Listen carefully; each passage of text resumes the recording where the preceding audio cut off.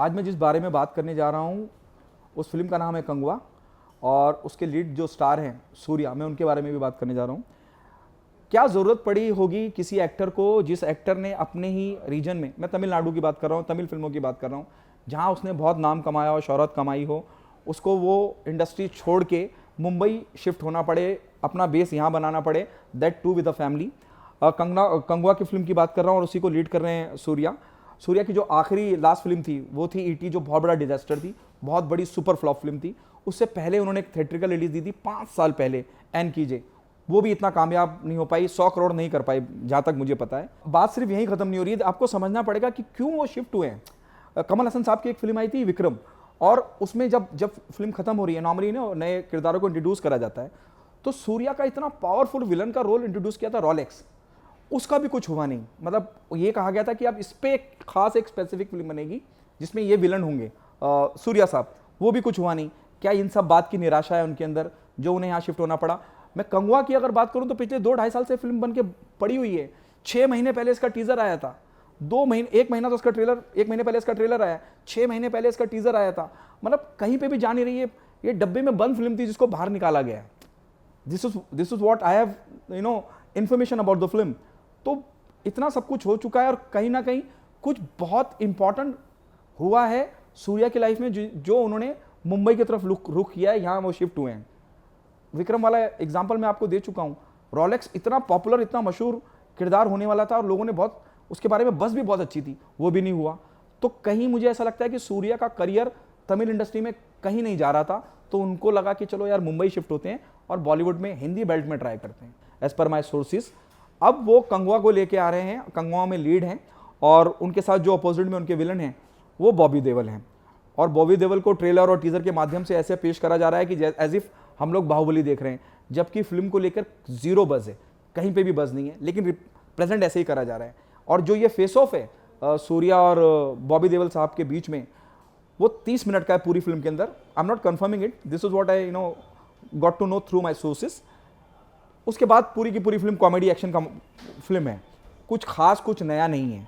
लेकिन हिंदी बेल्ट को टारगेट करा जा रहा है और सूर्या को क्या जरूरत पड़ी कि तमिलनाडु से अपना बेस उन्होंने बंबई शिफ्ट किया। ही shifted with his entire family here in Mumbai. इसका मतलब कहीं ना कहीं इस बात की तरफ इशारा करा जा रहा है, आपको अंदेशा लग रहा है कि सूर्या तमिल में बुरी तरह से फ्लॉप हो गए हैं, उनकी फिल्में नहीं चल रही हैं। जिस एक्टर की फिल्म उनके अपने होम टाउन तमिल में नहीं चल रही है, तो वो हिंदी बेल्ट में ऑडियंस कैसे आएगी। कंगवा को हालांकि प्रमोट ऐसे ही करा जा रहा है। कंगवा का budget, P&A budget, I am not confirming it, 22 crore रुपए है, ताकि फिल्म कैसे भी करके हिंदी बेल्ट में चल जाए। और लास्ट फिल्म जो सूर्या साहब की है वो फ्लॉप हो चुकी है, वो तमिलनाडु से मुंबई शिफ्ट हो चुके हैं। एक किसी एक्टर का करियर नहीं चल रहा है अपने रीजन में, वो हिंदी बेल्ट को कैसे टारगेट करेगा। हिंदी बेल्ट में सिर्फ 2 ही लोग चलते हैं, यश द रॉकिंग स्टार और अल्लू अर्जुन, उसके अलावा कोई नहीं चलता है। फिलहाल में हमने देखा है कि थंगला का क्या हुआ, जो थंगलन फिल्म आई थी उसका भी बुरा हाल हुआ हिंदी बेल्ट में, नहीं देखी लोगों ने पसंद ही नहीं करी।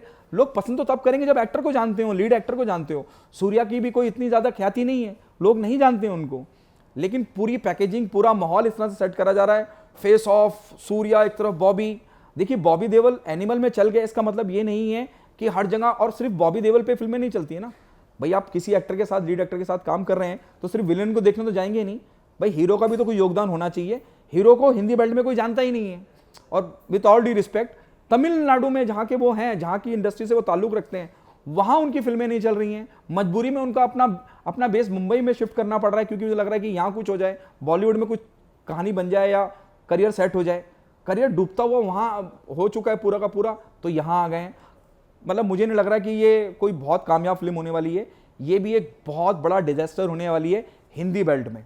तमिल में हो सकता है कि थोड़ी बहुत चल जाए सूर्या के वैसे, लेकिन तमिल में भी उतनी नहीं चलेगी जब हम 100 करोड़ रुपए की बात कर रहे हैं।